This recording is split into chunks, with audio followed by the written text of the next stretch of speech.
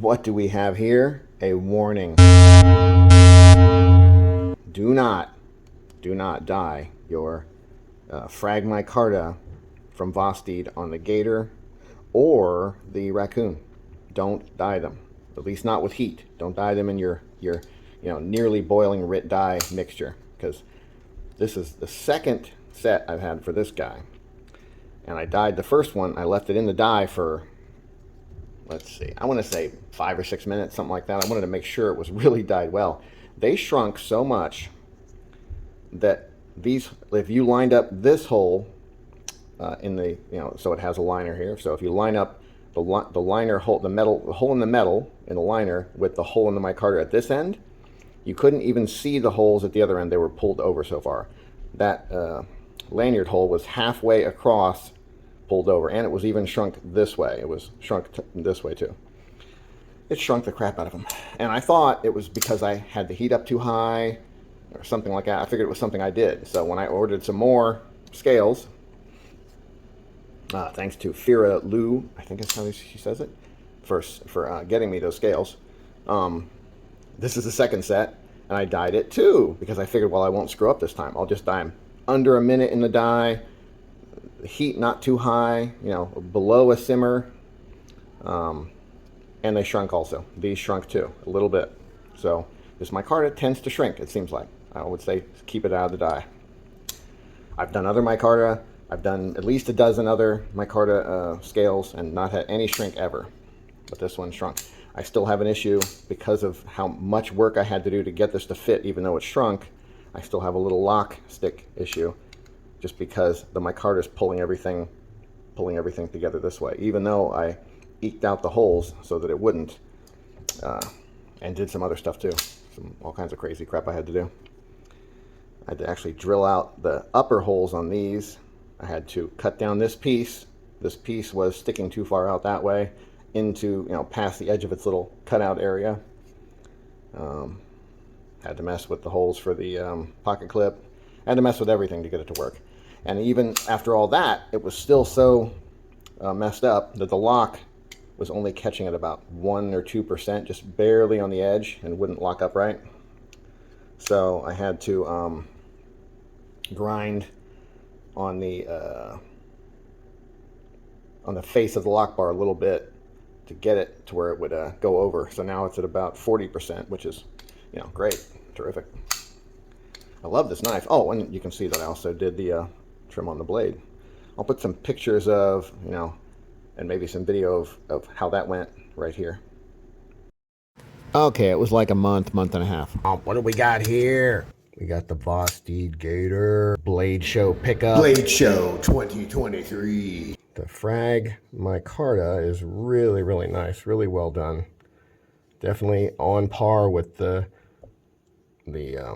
Kaiser micarta. I think I'm probably going to end up doing some kind of a blade trim on this guy. Let's look at it and see what we might do.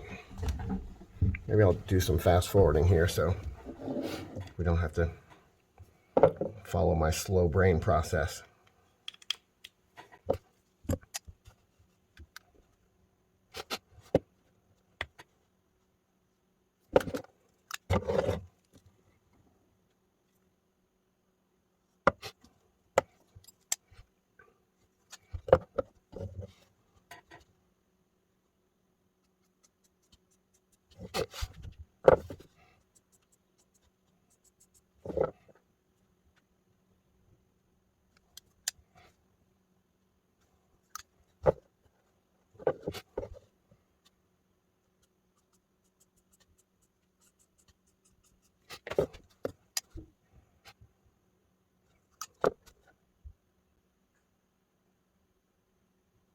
Yeah, I think I might go with something like that.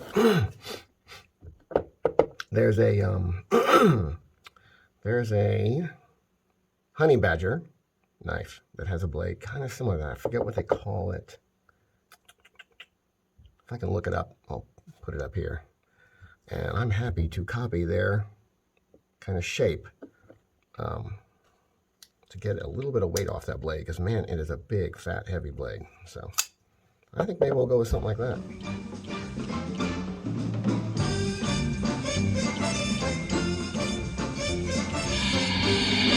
So I tried to match the bevels as much as I could, and I could have done a little more sanding across the top to kind of get rid of some of the sideways scratches, but yeah, I'm pretty happy with it.